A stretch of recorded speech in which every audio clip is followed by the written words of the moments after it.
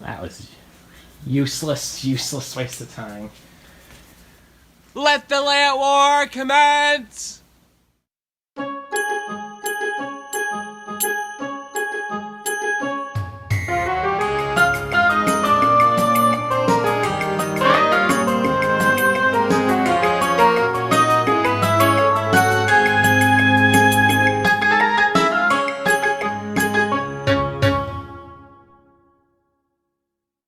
Greetings and salutations everyone, a Junctional Function here and back once again today with another video. This time with something a little bit different. You may have seen a video last year in 2024 by MTI Thomas involving users Awesome Train 77 and Grand Puff. 3 years before then, in 2021, a Thomas won railway layout war between William Polteski, Easy Coldy, Roman TWR, and TWR Productions 4. Well, after wanting to do a layout war video for a few years now, I am pleased to announce that users MTI Thomas, NWR58, and myself have done just that. The three of us each constructed our own separate layouts. MTI Thomas and NWR58 opted to use TOMY, whilst I used TRACKMASTer. We each had a set of guidelines and rules to follow, mostly being that we had to adhere to a certain amount of buildings, engines, rolling stock, and scenery items. I shall post a full list of rules down below in the description if you wish to review them in full, or if you want to follow them for your own Layout Wars video. With all these regulatory stipulations out of the way, there is really only one thing left to do. Let us begin in 3, 2, 1, go!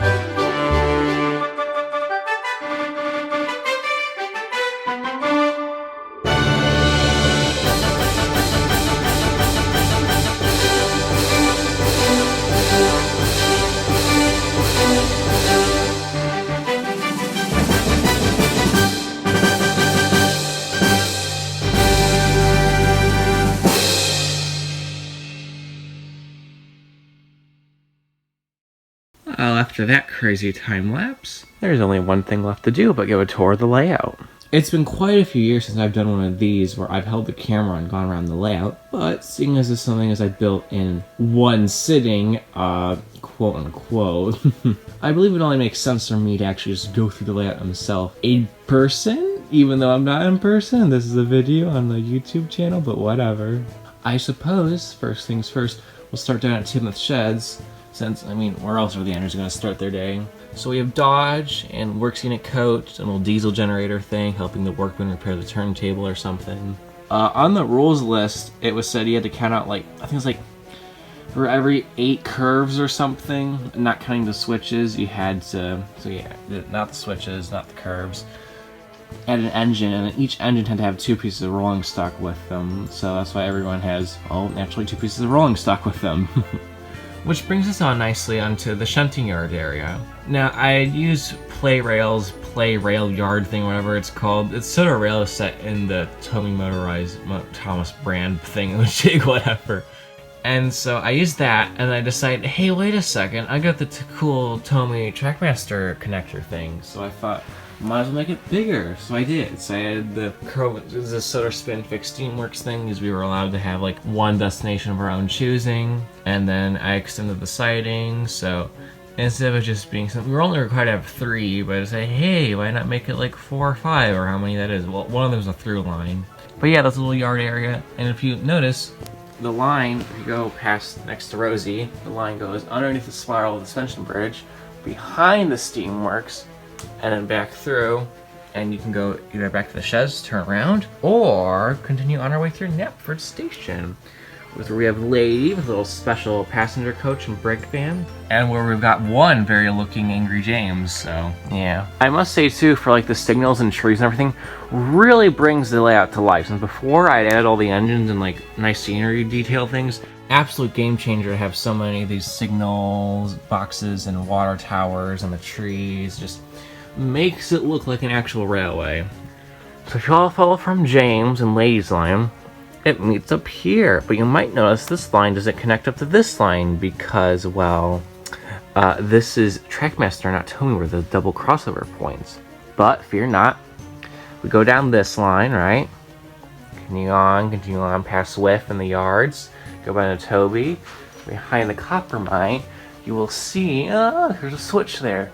And then there's Y switches over there, which allows the engines to go in all sorts of different directions. If we follow the track that James is actually on, which would be this one, you can continue on this way, and you might notice there is actually a bit of a crossover point. James can go this way, and then he made up with width in the yards, or he can go this way, and again, go to the copper mine where Toby is, and go on his merry way to anywhere else on the layout. But if we go on this way, voila, it's Cranky. Well, a very tall Cranky. And then there's also Salty, and then you got the tired out Diesel and Rocky. And Rocky, I know, is like 3 pieces of rolling stock thing, but like, he's interconnected to the one, so I'm counting it as 2 because it's interconnected, so like... Anyway, you got Harold at the hangar, got the Marin water tower, and over here we also have the windmill, Toby's windmill. So for the tracks here, there's 3 ways to go. You can go above, go via Boulder Mountains, this is our suspension bridge over there, where Gordon's on.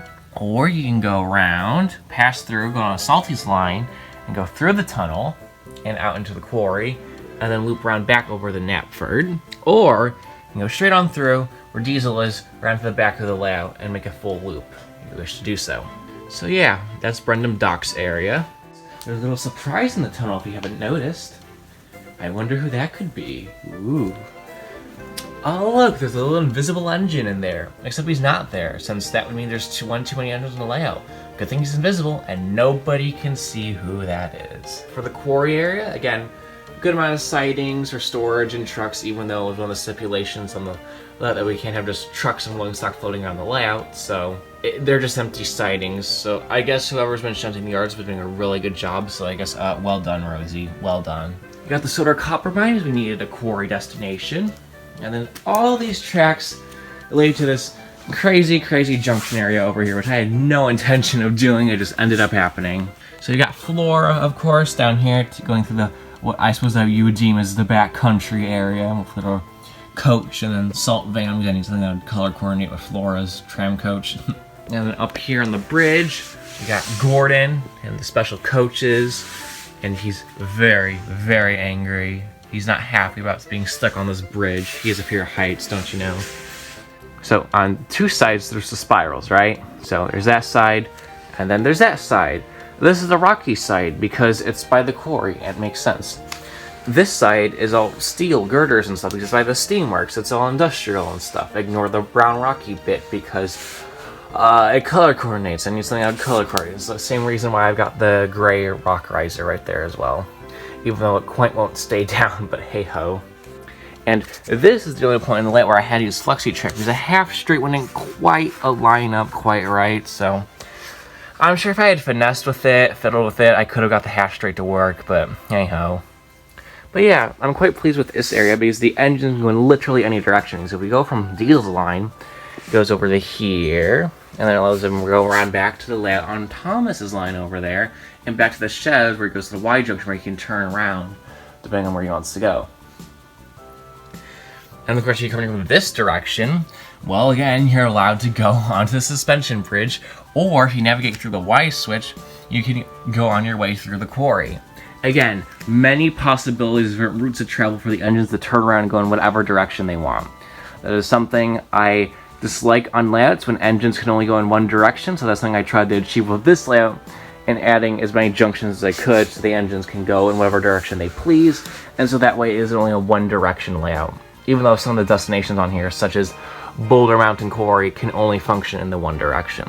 But hey, I'm rather pleased with the giant spiral area with the giant suspension bridge. I think it looks much cooler at a taller height, much more how it is in the show. Although, I definitely don't remember there being two spirals next to it, but hey-ho. And with all of that, I believe we've covered nearly all the layout. I did briefly gloss over Toby at the copper mine, and within his yard Sidings over there, but there's nothing much to them. It's just track and decorations and whatnot.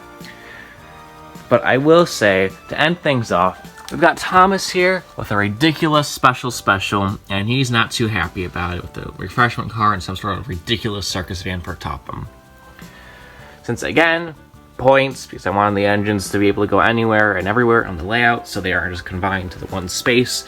Who knows, I might do a running session video where I run a bunch of engines on this layout and show the versatility of the layout. But per the rules and stipulations, because that's a reference to a song, I have adhered to them.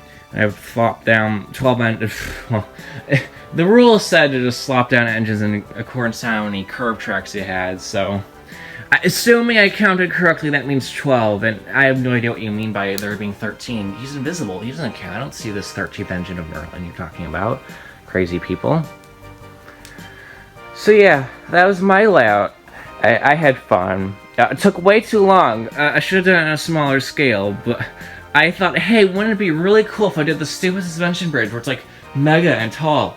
What a mistake that was, and then I had to do this ridiculous switchyard thing for the quarry, and then back there, so it all makes sense, and then the cranky and the ducks, and then I had to do this, it just blah, blah, blah, blah. It was a really simple, basic layout, until I went, hey, suspension bridge, but what if it's big? It's like, it turned out cool, but I think for the next layout war video, I'm going to have to go a bit smaller. But yeah, that's pretty much everything. I covered everyone, all the engines. So yeah, I hope you all enjoyed. Bye-bye for now, since this has been a Junction Malfunction doing a little layout tour. There we have it.